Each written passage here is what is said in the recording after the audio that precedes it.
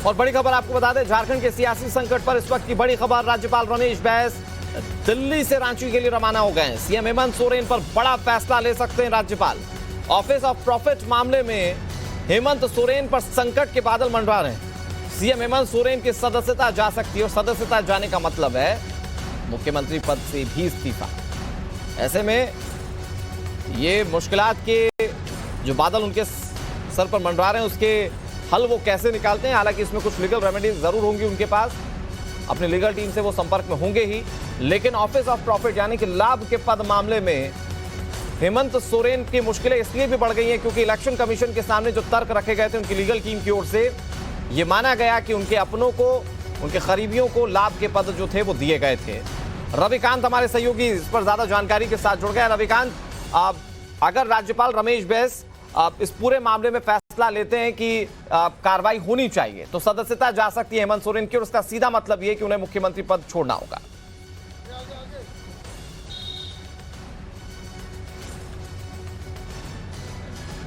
बिल्कुल अनुराग, ये अब तक का सबसे बड़ा डेवलपमेंट है झारखंड की सियासत में। अब लगभग तय माना जा रहा है कि हेमंत सोरेन जो है अब मुख्यमंत्री के पद पर नहीं रहेंगे, क्योंकि ऑफिस ऑफ प्रॉफिट के मामले में जो पूरी इंक्वायरी की गई है, जो रिपोर्ट चुनाव आयोग ने राज्यपाल को भेजी है, उसका मतलब बिल्कुल यही है कि उनकी विधायकी की जो सदस्यता है वो रद्द की जाएगी। अब वो विधायक जब नहीं रहेंगे तो मुख्यमंत्री के पद पर उनका रहना बिल्कुल असंभव जैसा है।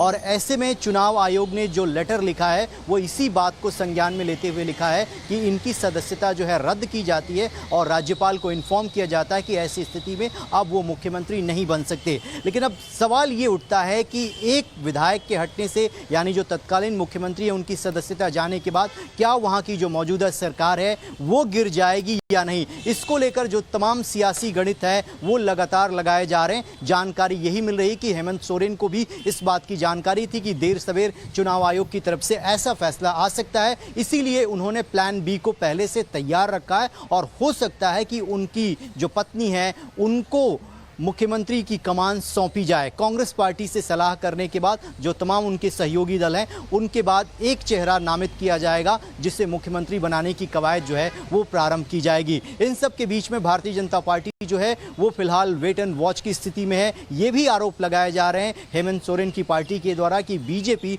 सरकार को डिस्टेबलाइज करने के लिए यहाँ पर काम कर रही है। लेकिन एक मुख्यमंत्री होने के नाते एक जो खादान थी उसका पट्टा जो है उनके नाम पर था और ये सीधे तौर पर ऑफिस का जो है मिसयूज था। और ऐसे में जो इंक्वायरी की गई, जो रिपोर्ट चुनाव आयोग ने दी है राज्यपाल को, उससे अनुराग बिल्कुल साबित होता है कि अब जो है हेमंत सोरेन मुख्यमंत्री के पद पर बहुत देर तक नहीं रह पाएंगे, उनको इस्तीफा देना पड़ेगा। लेकिन अगर मोरालिटी की बात करें आप, क्योंकि कार्रवाई जो होगी वो राज्यपाल के फैसले के बाद होगी रविकांत, लेकिन जो उनकी तरफ से स्टेप्स लिए गए वो खदान आवंटन को लेकर उनके अपने नाम जो शामिल थे उसमें, इस हिसाब से तो नियम वो भी जानते होंगे। और अगर इस तरह से उनके नाम की संलिप्तता है तो ये मोरालिटी कहती है रविकांत की हेमंत सोरेन अपने पद से खुद इस्तीफा दे दें।